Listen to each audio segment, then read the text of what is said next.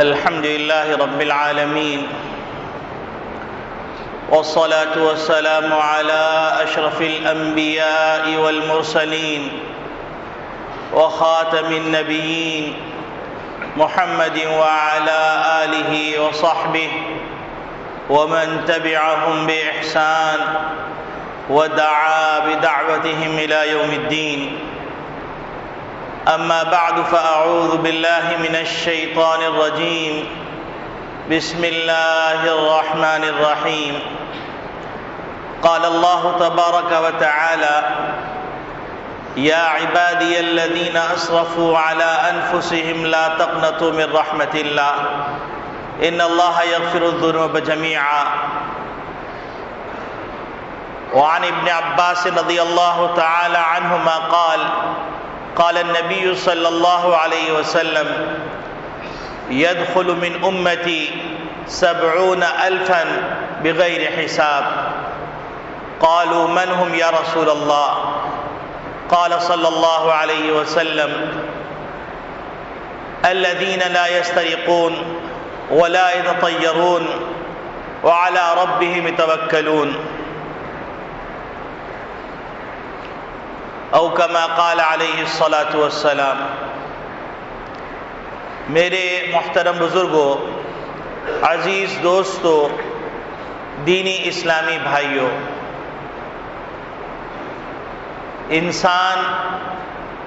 انسان کے ساتھ رہتا ہے اور ایک قوم دوسری قوم کے ساتھ رہتی ہے، ایک مذہب والا دوسرے مذہب والے کے ساتھ رہتا ہے، ایک رنگ والا دوسرے رنگ والے کے ساتھ رہتا ہے، ایک برادری والا دوسری برادری والوں کے ساتھ رہتا ہے، اور شعوری لاشعوری طور پر ایک دوسرے کے خیالات سے متاثر ہوتا ہے اور ایک دوسرے کی باتوں کو لیتا اور سیکھتا ہے. زندگی کا کوئی لمحہ انسان پر ایسا نہیں گزرتا کہ وہ کچھ نہ کچھ سیکھ نہ رہا ہو.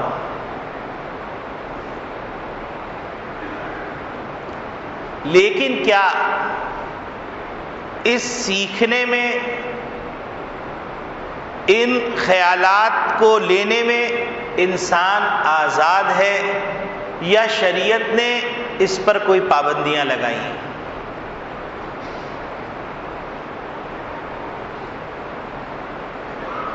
انسان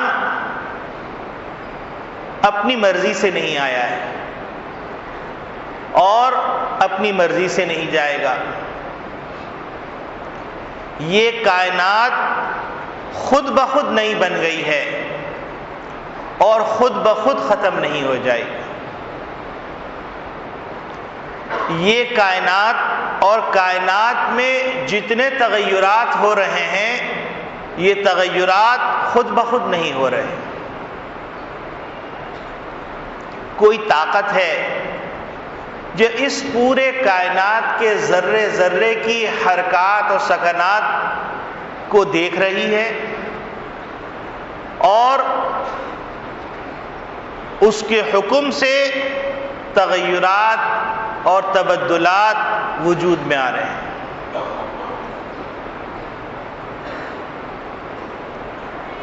اس کائنات کا ایک اہم عنصر، ایک اہم پرزہ جس کی ناز برداری کے لیے یہ کائنات بنائی گئی، اس عنصر اور اس پرزے کا نام ہے انسان.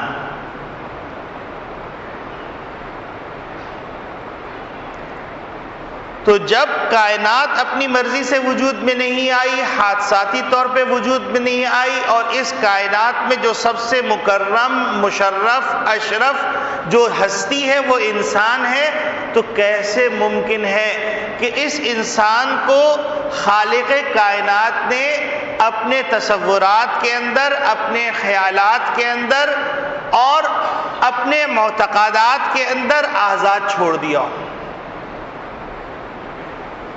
یقینی بات ہے کچھ ایلیگیشنز لگائی ہیں، کچھ پابندیاں لگائی ہیں کہ یہاں تک سوچ سکتے ہو اور یہاں سے باہر نہیں سوچ سکتے، یہ کھا سکتے ہو، یہ چیزیں نہیں کھا سکتے، یہ کر سکتے ہو اور یہ نہیں کر سکتے، یہ ایلیگیشنز ہیں۔ اور جو ان پابندیوں کا لحاظ رکھے گا وہی انسان کہلانے کے مستحق ہے، اور جو ان پابندیوں کا لحاظ نہیں رکھے گا تو اس میں اور اس جانور میں کوئی فرق نہیں ہے۔ یہی وجہ ہے کہ اللہ رب العالمین نے ایسے لوگوں کے لیے فرمایا لہم قلوب لا یعقلون بہا، ان کے دل تو ہے لیکن سمجھتے نہیں، عقل ہے لیکن سوچتے نہیں، آنکھیں ہیں دیکھتے نہیں، کان ہیں سنتے نہیں۔ اور پھر ان کو جو سند دی گئی وہ سند دی گئی اولئک کالانعام، وہ چوپاؤں کے مانند ہیں، بل ہم اضل، بلکہ چوپائے تو پھر بھی جو ہے جس طرح امام غزالی نے 3 درجے بیان کیے اس طرح کے درجات میں منقسم ہے، لیکن یہ اس سے بھی گئے گزرے۔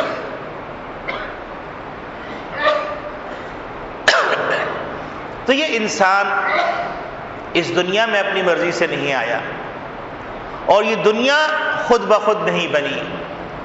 تو اس دنیا میں رہتے ہوئے انسان چونکہ معاشرتی زندگی گزارتا ہے تو ایک دوسرے کے معتقدات سے، ایک دوسرے کے تصورات سے، ایک دوسرے کے خیالات سے متاثر ہو کر ان کو لے لیتا ہے۔ لیکن محمد ربی صلی اللہ علیہ وسلم جو دین لے کے آئے وہ دین ایسا مکمل ہے کہ اس نے انسانی تصورات کی بھی اصلاح کی۔ چند رسم و رواج کا نام دین نہیں، چند حرکات اور سکنات کی ادائیگی کا چند وقتوں کے اندر مخصوص انداز سے ان کو پورا کر دینے کا نام دین نہیں۔ دین انسان کے معتقدات کو بھی اسٹرائک کرتا ہے، متوجہ کرتا ہے، ان کو ہدایات دیتا ہے، اور دین ان کی عبادات کے سلسلے میں بھی رہنمائی کرتا ہے، ان کی معاشرت کے سلسلے میں بھی رہنمائی کرتا ہے، ان کے اخلاق کے سلسلے میں بھی رہنمائی کرتا ہے، ان کے معاملات کے سلسلے میں بھی رہنمائی کرتا ہے۔ اور یہی وجہ ہے کہ وَمَن يَبْتَغِي غَيْرَ الْإِسْلَامِ دِينًا، کہ جو آدمی اسلام کے علاوہ یعنی مکمل ضابطِ حیات کے اندر کسی بھی شعبے میں دین کے علاوہ کوئی راستہ اختیار کرے گا فَلَن يُقْبَلَ مِنْهُ، وہ قبول نہیں کیا جائے گا۔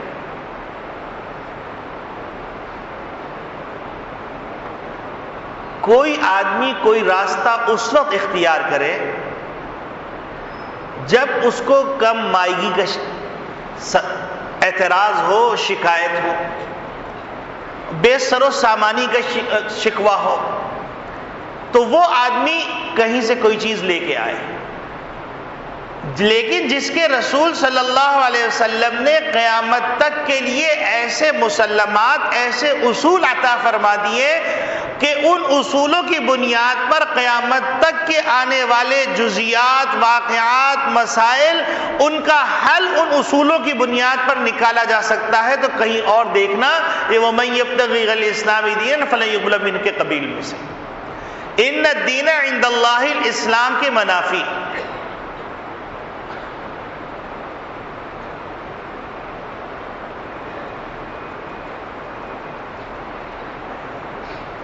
یہ فکری تنگ دستی جب سے پیدا ہوئی اس کے بعد سے انسان خوشی میں بھی اپنے آپ کو آزاد سمجھنے لگا، غم میں بھی اپنے آپ کو آزاد سمجھنے لگا، انتقام میں بھی اپنے آپ کو آزاد سمجھنے لگا، اور بہت سارے معاملات کے اندر وہ اپنے آپ کو آزاد سمجھنے لگا۔ مسجد کے اندر تو وہ مسلمان نظر آتا ہے لیکن مسجد سے باہر اس کو انسان کہنا مشکل ہو جاتا ہے۔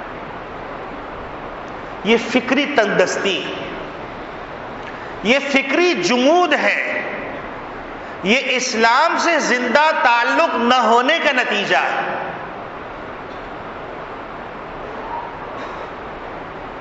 جس کے نتیجے میں انسان شتر بے مہار ہوتا چلا جا رہا ہے۔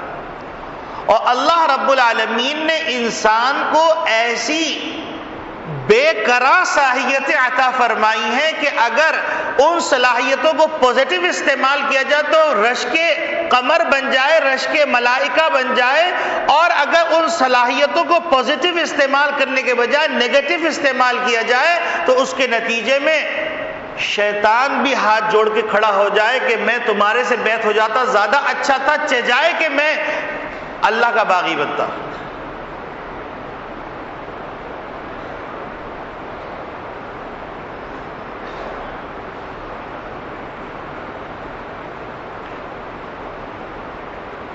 اور یہ فکری جمود بڑھتا چلا جا رہا ہے، روشن خیالی کے نام پر، یا یوں کہہ لیجئے فکری بہرہ روی بڑھتی چلی جا رہی ہے، اور جواب دہی کا احساس ختم ہوتا چلا جا رہا ہے، پامال ہوتا چلا جا رہا ہے، جس کے نتیجے میں یہ انسان جس کو اللہ رب العالمین نے بے انتہا صلاحیتوں سے مالا مال فرمایا تھا، وہ انسان انسانیت کی تذلیل کی اس دہلیز پر انسانیت کو سجدہ کرنے پہ مجبور کر رہا ہے، جس سے انسان کی جبین کو اٹھا کر نبی اکرم صلی اللہ علیہ وسلم نے وَلَقَدْ كَرَّمْنَا بنی آدم کا تاج پہنایا تھا۔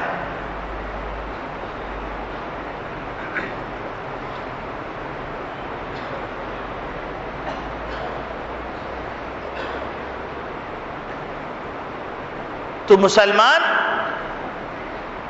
چونکہ مختلف لوگ ساتھ رہتے ہیں تو ان کے نتیجے اس ملاپ کے نتیجے کے اندر وہ مسلمان جو کبھی معاشرے کے لیے ایکٹر کا درجہ نہیں رکھتا تھا، فیکٹر کا درجہ رکھتا تھا، آج وہ ایکٹر بن گیا۔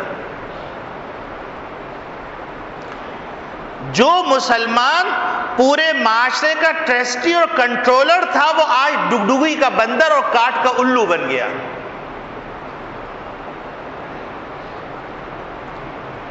جو مسلمان کبھی امن کا پیغمبر تھا اور جہاں سے مسلمان گزرتا تھا تو لوگ اس کو دیکھ کے کہتے تھے کہ یہ جس مذہب کا پیروکار ہے اس مذہب کو ہم مانتے ہیں، کیونکہ انسانیت کا کامل تصویر اس کے اندر نظر آتی ہے۔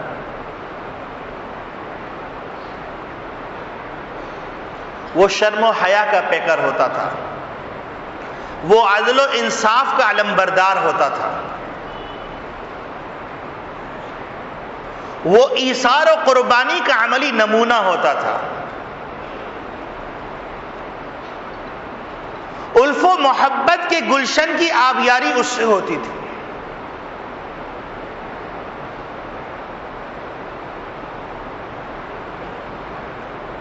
وہ خزاں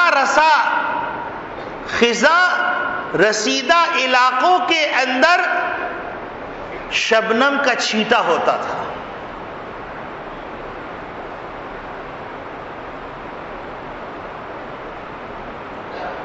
وہ گرتوں کو تھامتا تھا۔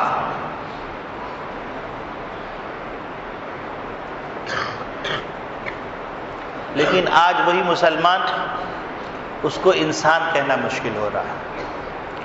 وہی مسلمانوں کا معاشرہ، اس کو انسانی معاشرہ کہنا مشکل ہو رہا ہے۔ ایک طرف فکری طور پر متا لٹ چکی، دوسری طور پر اخلاقی زوال اور انحطاط کے نتیجے میں ایسی پستی میں گر گئے جس پستی میں کبھی جانور بھی نہیں گرتا۔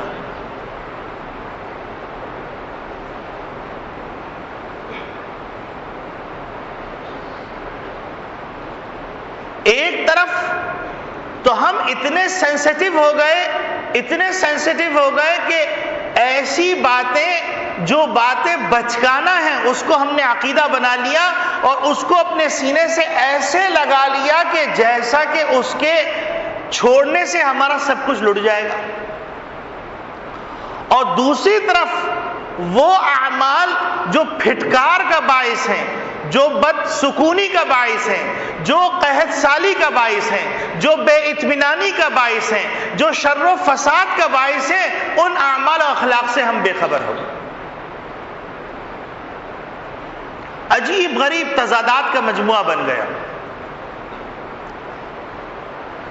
آپ کے سامنے 2-3 مثالیں رکھتا ہوں.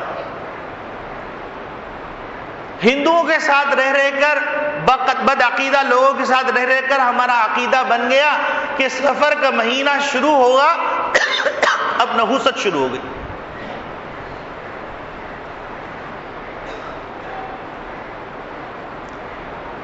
اور ہم یہ سمجھنے لگے کہ ہاتھ میں اگر خارش ہوگی تو دولت آ رہی ہے. اگر کوے نے دیوار پہ کائیں کائیں کیا تو مہمان آ رہا ہے. اگر چپل پہ چڑھ گئی تو سفر درپیش ہے. اگر کالی بلی سامنے سے گزر گئی تو اب نحوست ہے. اگر مہمان چلا گیا اس کے پیچھے جھاڑو دے دی گھر کے اندر تو وہ مہمان برباد ہو جائے گا. اگر کسی کا کنگا استعمال کر لیا تو مصیبت آ جائے گی.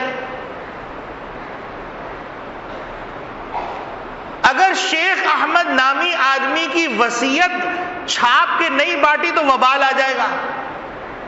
جبکہ علماء کی تحقیق جس زمانے میں یہ چھپا اس زمانے میں اس میں یہ بھی لکھا ہوا تھا کہ یہ روزہ اقدس کے خادم تھے. علماء وقت نے تحقیق کی تو معلوم ہو اسلام کا کوئی خادم تھا ہی نہیں.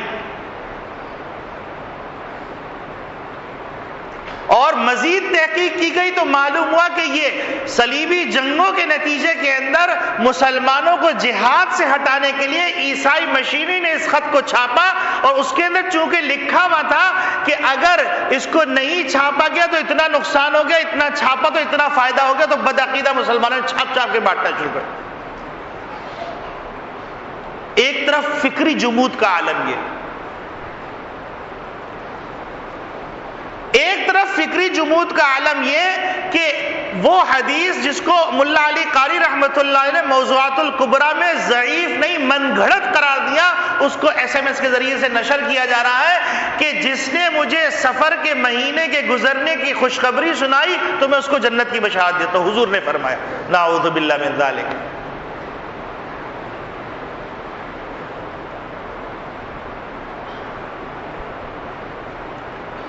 اور 10 لاکھ مصیبتیں نازل ہوتی ہیں سارے سال کے اندر، ان میں سے 9,20,000 صرف سفر کے مہینے میں نازل ہوتی ہیں. اس کو مشہور کیا جا رہا ہے.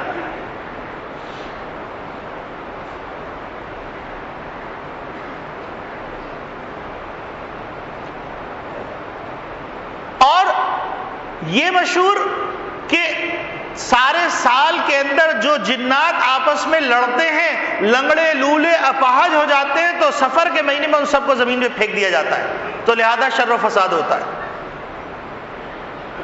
اس کو ہم نے اپنا عقیدہ بنا لیا اور عقیدہ بنا کے سینے سے لگا لیا.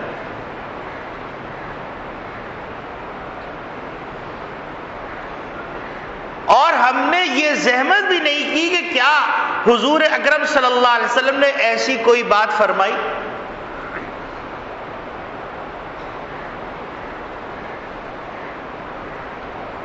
دوسری طرف ہمارا ایک طرف اسلام سے عقیدے کی بنیاد پر اس طرح کا رشتہ کہ فرائض چھوٹ جائے کوئی حرج نہیں، لیکن سفر کا چاند نظر آنے کے ساتھ ہی 4 رکعت ایسی پڑھی جائیں کہ جس کے اندر 15 مرتبہ سورہ کافرون، 15 دفعہ سورہ اخلاص پڑھی جائے، اور یہ پڑھا جائے وہ پڑھا جائے تو سفر کی نحوست سے بچ جائیں گے. سفر کے مہینے میں کوئی ڈیل نہیں کرنی، سفر کے مہینے میں کوئی شادی نہیں کرنی، جبکہ حضرت فاطمہ الزہرا رضی اللہ تعالیٰ عنہ کی شادی سفر کے مہینے میں ہوئی. حضرت زینب بنت خزیمہ رضی اللہ تعالیٰ عنہ جو امہات المومنین میں سے، ان کی شادی سفر کے مہینے میں. حضرت صفیہ رضی اللہ تعالیٰ عنہ کی شادی سفر کے مہینے میں ہوئی.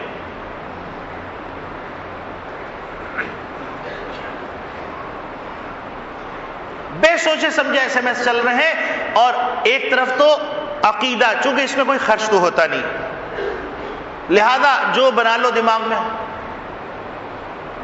اور دوسری طرف اس بات سے سروکار نہیں ہے کہ ایسے گناہ جو پورے معاشرے کو منحوس بنا دے رہے ہیں اس کی فکر نہیں ہے. نبی اکرم صلی اللہ علیہ وسلم فرماتے ہیں کہ بیت اللہ کو 1 دفعہ ڈھانا نہیں، 100 دفعہ ڈھانا. اور ایک مسلمان کو شہید کرنا اس کے برابر ہے۔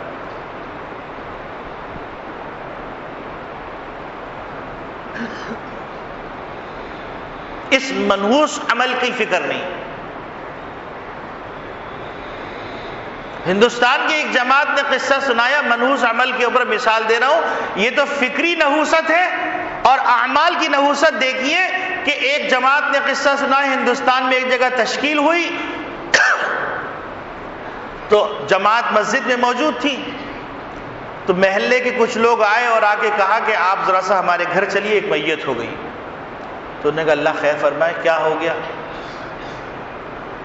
گئے تو دیکھ کے کہیں گے لرز گئے کہ ایک لڑکی انتہائی حسین جمیل، اس کی لاش رکھی ہوئی ہے، لیکن اتنے بڑے بڑے کھن کھجورے اس کو گھیرے ہوئے، اور ایسے منہ کہ ان کے منہ دیکھ کے لرزہ طاری ہو رہا ہے۔ تو کہنے لگے یہ بچی ہے، مر گئی ہے، اور اب کم سے کم آپ لوگ نیک لوگ ہیں، اللہ کے راستے میں چل رہے ہیں، آپ لوگ برائے کرم جو ہے اس کے لیے دعا کیجئے تاکہ ہم تجہیز و تکفین کا کام کر لیں، غسل دے دیں اور اس کو قبر میں اس کی منزل تک پہنچا دیں، تاکہ جو بھی معاملہ ہے وہ قبر کے اندر ہی ہو۔ جماعت والے چونکہ اللہ کے راستے میں چلنے کے نتیجے میں دل نرم ہوتا ہے، اللہ سے تعلق بھی قوی ہوتا ہے، تو وہ رو رو کے دعائیں کرنے لگے۔ تو کیا دیکھتے ہیں کہ وہ سارے کھن کھجورے سمٹ کے ایک کونے میں چلے گئے۔ تجہیز و تکفین کا کام کیا گیا، کام کرنے کے بعد اس کو لے جا کر قبر میں ڈالا، قبر میں جیسے ہی رکھا وہ کھن کھجورے وہ جو کمرے میں تھے وہ قبر کے اندر موجود تھے، اور ویسے ہی اس کو سارا گھیر لیا، جلدی سے تدفین کی اور وہاں سے نکلے۔ جماعت کے ساتھیوں نے طے کیا کہ ذرا سا جا کے عبرت کے طور پہ معلوم کریں کہ آخر ماجرا کیا ہے۔ تو ان کی والدہ سے ملاقات کی تو والدہ نے کہا کہ بات دراصل یہ کہ لڑکی دیندار تو تھی نہیں زیادہ، نماز کا بھی خیال نہیں کرتی، کچھ نہیں کی، لیکن ہوا کیا کہ کوئی انڈین گلوکارہ تھی، اس کا گانا چل رہا تھا، اذان ہو رہی تھی، میں نے اس سے کہا کہ بیٹی اذان ہو رہی ہے، تم اس کی آواز بند کر دو۔ تو اس نے کہا امی جان اذان تو روزانہ ہوتی رہتی ہے، ایک گانا پھر نہیں سننے کو ملے گا۔ شاید اللہ کی پکڑ اس بات پر آ گئی۔ اب ہم سوچیں کہ اذانیں ہوتی رہتی ہیں، دکانوں میں کیا ہوتا رہتا ہے، گھروں پہ کیا ہوتا رہتا ہے۔ یہ ہے فکر اور عمل کا تضاد۔ عقیدے کے اندر وہ چیزیں جس کا تعلق عقائد سے نہیں ہے اس کو عقیدے کا حصہ بنا لیا گیا، اور انتہائی عقیدت سے میری اماں جان نے کہا، میری دادی جان نے کہا، میری پردادی جان نے کہا، حالانکہ پیغمبر نے جو کہا وہ صحیح ہے، باقی کسی نے کہا وہ صحیح نہیں۔ یہ تو دلیل وہ دلیل ہے کہ جب ان کے سامنے کوئی دلیل کارگر نہیں ہوتی تو کہتے انا وجدنا آباءنا علی امتی و انا علی آثار مہتدون، ہم نے اپنے آبا و اجداد کو اس راستے میں پایا تھا، ہم اسی کے نقش قدم پہ چل رہے، کیا وہ غلط تھے؟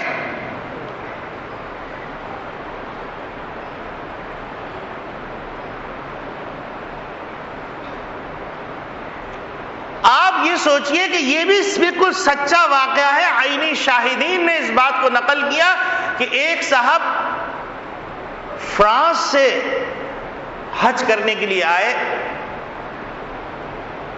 تو ایک ایسا موقع آیا کہ اس موقع کے اندر قبر کی کھولنے کی ضرورت پیش آ گئی۔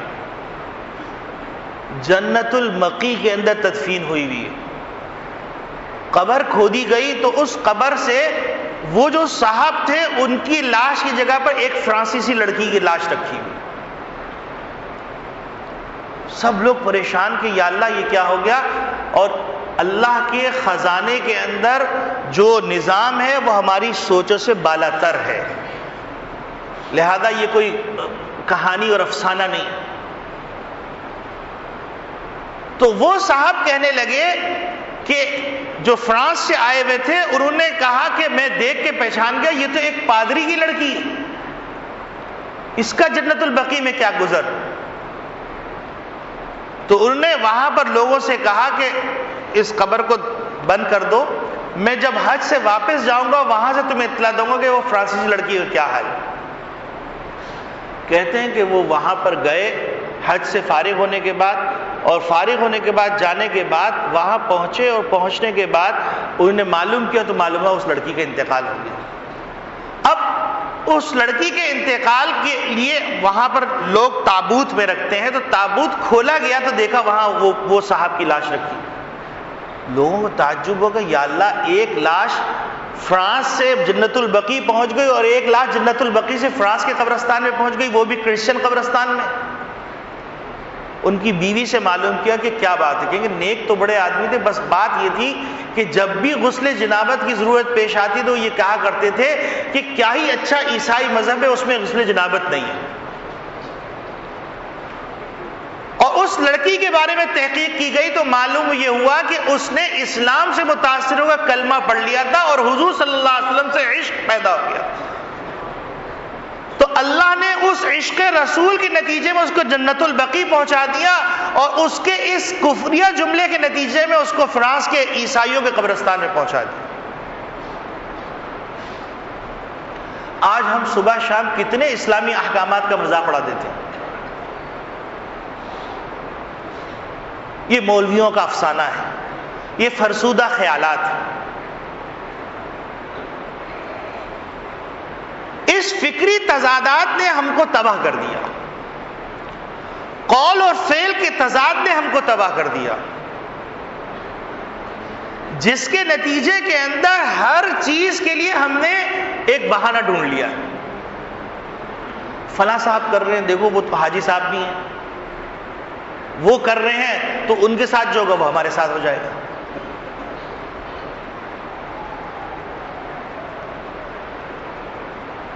حالانکہ عذاب قبر پہ جو بچھو مسلط کیا جاتا ہے تو روایات میں آتا ہے کہ اگر وہ بچھو صرف زہر کی ایک ڈنگ زمین پہ مار لے تو 100 سال تک زمین پہ سبزہ نہ اگے۔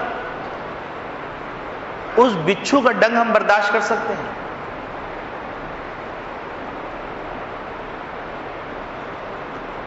آپ سوچئے کہ کہاں سے اللہ والے چلے، مستورات کی جماعت کے ساتھ آئے، اسلامی ملک کے اندر وہ بے شک فلاح کامیاب ہو کے چلے گئے،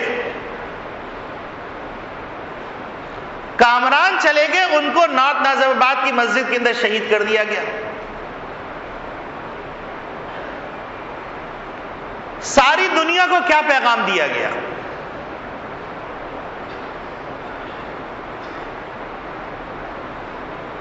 اور پھر وہ پکنک کرنے نہیں آئے تھے، وہ صرف اور صرف اللہ کی دین کی محبت کے اندر اور اپنے مسلمان بھائیوں کے سامنے دین اور کلمے کا مذاکرہ کرنے کے لیے آئے تھے۔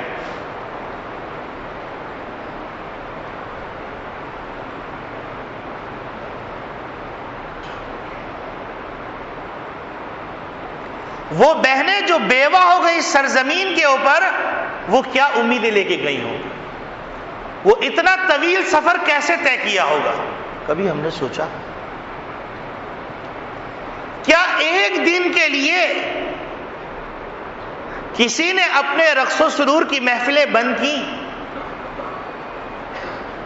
کیا سینما کے جو بڑے بڑے اشتہار لگے ہوئے تھے اس پہ کالے پردے ڈالے گئے؟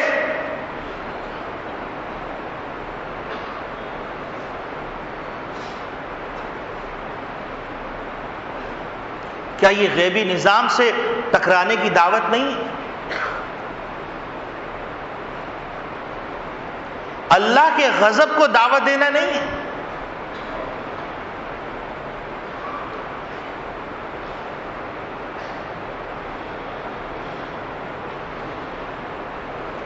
ایک طرف سارے گناہوں کا انبار رکھنے کے باوجود اللہ نقطہ نواز ہے کہہ کر بڑے اوپر امید بیٹھے ہوئے،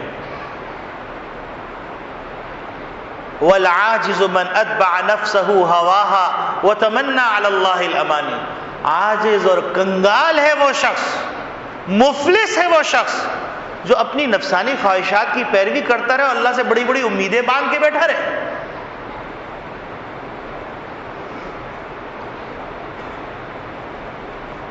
کیا اس واقعے نے ہمیں اپنی زندگی تبدیل کرنے پہ آمادہ کیا.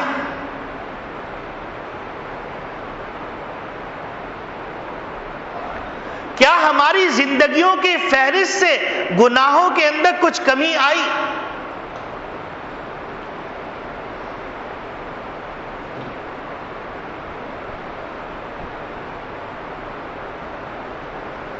میرے عزیز دوستو بھائیوں، ہم کو سوچنا چاہیے. یہ زبان ہر جگہ کام نہیں دے گی.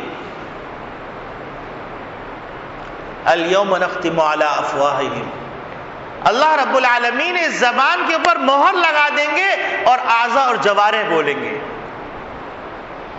اور جب انسان حسرت سے پوچھے گا تو وہ کہیں گے انطقنا اللہ، اللہ نے ہم کو بلوایا ہے، اللہ نے ہم کو قوت گویائی دی ہے. وانطق کل شیء، اللہ ذرے کو بھی بلوا سکتا ہے.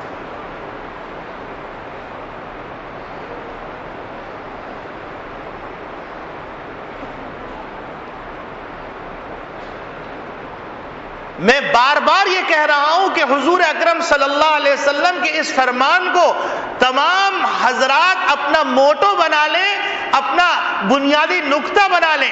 انصر اخاک ظالما او مظلوما، اپنے بھائی کی مدد کرو چاہے وہ ظالم ہو یا مظلوم.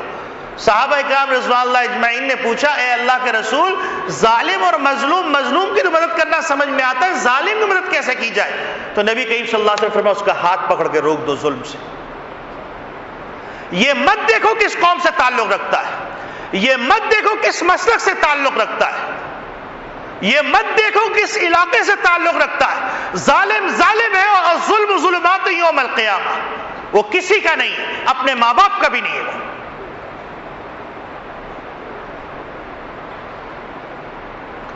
جب تک معاشرے کے اندر یہ بیداری پیدا نہیں ہوگی اس وقت تک بگاڑ درست ہوتا ہوا نظر نہیں آ رہا. اور ظلم کی ہر وہ صورت، چاہے وہ قانون کے توڑنے کی شکل میں ہو، چاہے وہ رشوت کی شکل میں ہو، چاہے وہ عہدے کی شکل میں ہو، چاہے وہ منصب کی شکل میں ہو، چاہے رواداری کی شکل میں ہو، چاہے تعلقات کی بنیاد میں ظلم عام کیا جا رہا ہو، چاہے کساد بازاری کی شکل میں ہو، چاہے اسٹاک کے ذریعے سے، ذخیرہ اندوزی کے ذریعے سے ظلم ہو رہا ہو، چاہے ہاریوں کے اوپر ظلم ہو رہا ہو، تمام شکلوں کے ظلم کو ختم کرنا پڑے گا. اللہ کی مدد چاہیے تو.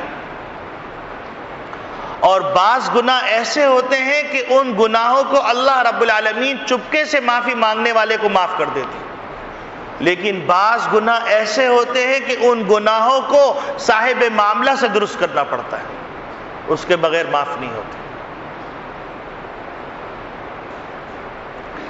تو میرے عزیز دوستو بھائیوں، سفر کا مہینہ جو ہم اس کو منحوس فلاں امک ڈھمک تو کر رہے ہیں، لیکن ان منحوس اعمال کو سوچیے جو 12 مہینے ہو رہے ہیں، جس نے پورے معاشرے کو تباہ کر دیا ہے، جس نے بے سکونی کو ارزاں کر دیا ہے،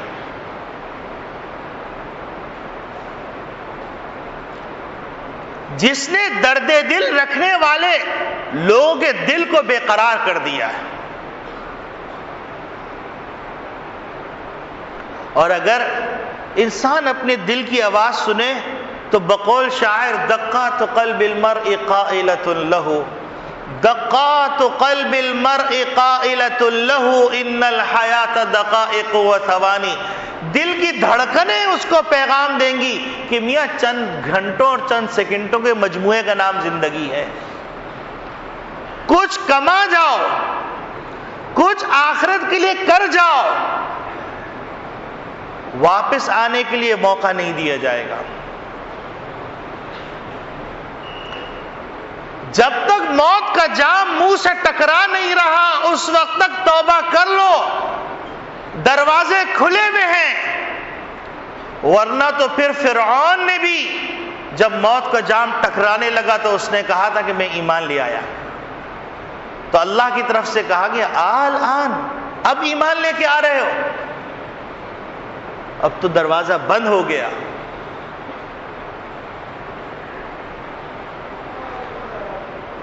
تو میرے عزیز دوستو، ہر چیز کو سیاست کے دھارے میں اور سیاست کے پیمانے میں تولنے کے بجائے حق و انصاف کے پیمانے میں تول کر اس معاشرے کو حق و انصاف کا مزہ چکھا دیجیے۔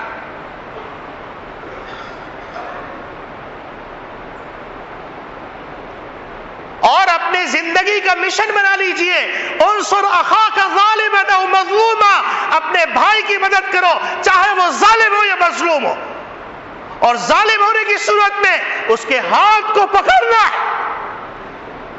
جس طرح نبی کریم صلی اللہ علیہ وسلم نے حلف الفضول کے موقع پر یہ معاہدہ کیا تھا کہ معاشرے میں ظلم ہونے نہیں دیں گے۔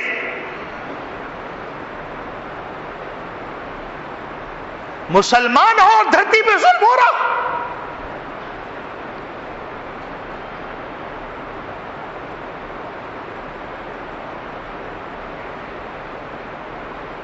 میرے عزیز دوستو بھائیوں، بعض گناہ ایسے ہوتے ہیں اس کی سزا پوری قوموں کو بھگتنا پڑتی ہے، ملکوں کو بھگتنا پڑتی ہے۔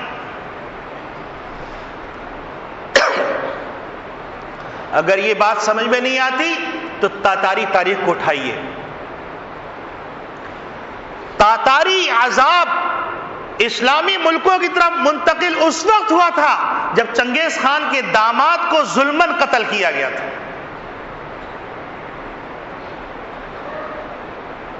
ورنہ وہ عذاب اسی طرف چل رہا تھا۔